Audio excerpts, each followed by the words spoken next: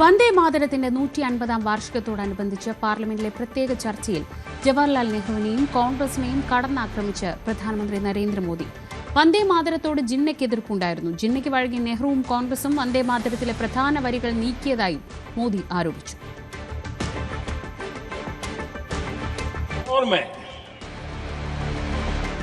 एक फैशन हो गई थी भारत को कमजोर, निकम्मा, आलसी, कर्महीन, इस प्रकार भारत को जितना नीचा दिखा सके ऐसी एक फैशन बन गई थी। और उसमें हमारे यहां भी जिन्होंने तैयार किए थे वो लोग भी वही भाषा बोलते थे। तब बंकिमदा ने उस हीन भावना को भी झकझोरने के लिए और सामर्थ्य का परिचय कराने के लिए वंदे मातरम के भारत के सामर्थ्यशाली स्वरूप को प्रकट करते हुए आपने लिखा था, तम ही दुर्गा दश प्रहरण धारिणी कमला कमलदल विहारिणी वाणी विद्या दायिनी नमामि त्वाम नमामि कमलाम अमलाम अतुलाम सुजलाम सुफलाम मातरम वंदे मातरम. നെഹ്റുവിനെ വിമർശിച്ചു തീർന്നിട്ട് രാജ്യത്തെ തൊഴിലില്ലായ്മ അടക്കമുള്ള കാര്യങ്ങളെക്കുറിച്ച് സംസാരിക്കാമെന്നായിരുന്നു പ്രിയങ്ക ഗാന്ധിയുടെ പരിഹാസം. 1875 में महाकवि बंकिम चंद्र चट्टोपाध्याय ने इस गीत के पहले दो अंतरे लिखे जो आज हमारे राष्ट्र गीत घोषित हुए हैं, मतलब जो घोषित हुए थे और जिसको हम आज अपना राष्ट्र गीत कहलाते हैं। ये पहले दो अंतरे लिखे 1882 में। 7 साल बाद उनका एक उपन्यास प्रकाशित हुआ, आनंद मठ। उस उपन्यास में यही कविता उन्होंने प्रकाशित की, लेकिन इसमें 4 अंतरे जोड़ दिए। 1896 में कांग्रेस के अधिवेशन में गुरुदेव रविंद्रनाथ टैगोर ने पहली बार ये गीत गाया। 1905 में बंगाल के विभाजन के खिलाफ आंदोलन के समय वंदे मातरम जनता की एकता की गुहार बनकर गली गली से उठा। गुरुदेव रविंद्रनाथ टैगोर जैसे महान स्वतंत्रता सेनानी इस गीत को खुद गाते हुए बंगाल की सड़कों पर उतरे. മനു ഭരത് വിവരങ്ങളുമായി. മനു, 150-ാം വാർഷികത്തിൽ വന്ദേ മാതരത്തിന് ആദരവായിട്ടാണ് പാർലമെന്റിൽ പ്രത്യേക ചർച്ച നടങ്ങിയത്. പക്ഷേ അതൊരു രാഷ്ട്രീയ തർക്കമായും ചർച്ചയായും മാറുകയും നെഹ്റുവിനെ കടന്നാക്രമിക്കുകയും ചെയ്യുന്ന ഒരു സ്ഥിതിയാണ് ഇന്ന് കണ്ടത്. എങ്ങനെയായിരുന്നു പാർലമെന്റിലെ ചർച്ച?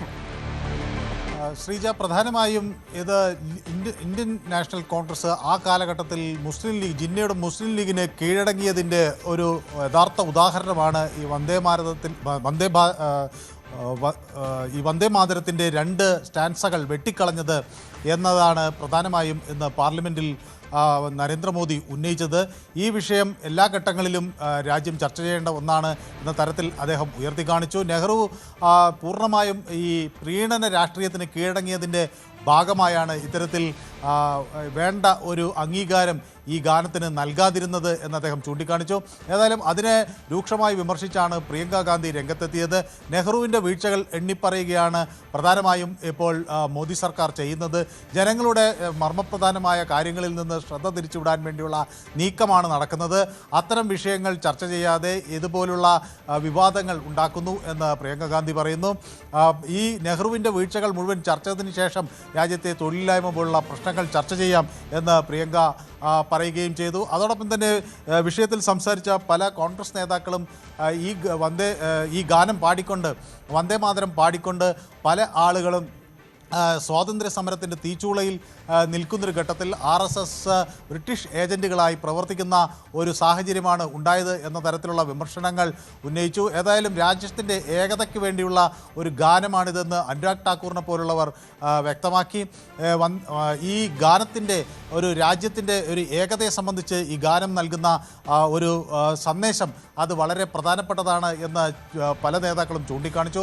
ഏറ്റവും ഒടുവിൽ സംസാരിച്ച രാജ്നാഥ് സിംഗ് ആകട്ടെ ഈ ഇന്ത്യയുടെ ഐക്യവും അഖണ്ഡതയും ഉറപ്പിക്കാനും അത് ഒന്നിച്ചു നിർത്താനും ഒരു ദേശീയ ഗാനമെന്ന നിലയിൽ വന്ദേ മാതരം വഹിച്ച പങ്കിനെ എടുത്ത് പറയുകയും ചെയ്തു. അത് രാജ്യത്തെ സംബന്ധിച്ചിടത്തോളം വലിയ ഊർജം നൽകുന്ന ഒന്നാണ് എന്ന് രാജ്നാഥ് സിംഗ് ഓർമ്മിപ്പിക്കുകയും ചെയ്തു. അത് രാജ്യത്തിൻ്റെ ഒരു സ്പന്ദനമായി മാറിയിരിക്കുന്നു. അതോടൊപ്പം അതൊരു മന്ത്രം പോലെ രാജ്യത്തിലെ വിവിധ വിഭാഗം ജനങ്ങളെ ഒന്നിപ്പിക്കുന്നതിന് വേണ്ടിയുള്ള ഒരു മന്ത്രം പോലെ ആണ് ഇത് കാണുന്നത്. മാത്രവുമല്ല ഈ ഗാനത്തിന് അർഹിക്കുന്നൊരു അംഗീകാരം നൽകാത്തത് അത് ഒരു വലിയ അനീതിയാണ്. അത് ഇന്ത്യ എന്ന ഭാരത മാതാവിനെ പ്രകീർത്തിക്കുന്ന ഒരു നാഷണൽ ആന്തം ആണ്.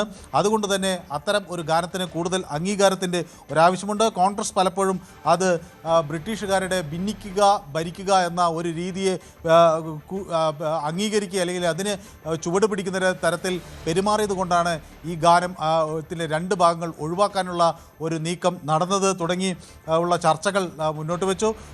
അതുപോലെ തന്നെ രാജ്നാഥ് സിംഗ് ജിന്നയുടെ കാഴ്ചപ്പാടിൽ നിന്നാണ് ഈ ഗാനത്തെ കോൺഗ്രസ് കണ്ടത് എന്നൊരു ആക്ഷേപം കൂടി മുന്നോട്ട് വെച്ചു. അങ്ങനെ പ്രധാനമായും ഒരു സ്വാതന്ത്ര്യ സമര കാലഘട്ടത്തിൻ്റെ സ്മരണകൾ ഉയർത്തിക്കൊണ്ടുള്ള ഒരു ചർച്ചയാണ് ഇന്ന് നടന്നത്. നാളെ രാജ്യസഭയിലും സമാനമായ ചർച്ച. മനു ഭരത്താണ് വിവരങ്ങൾ നൽകിയത്.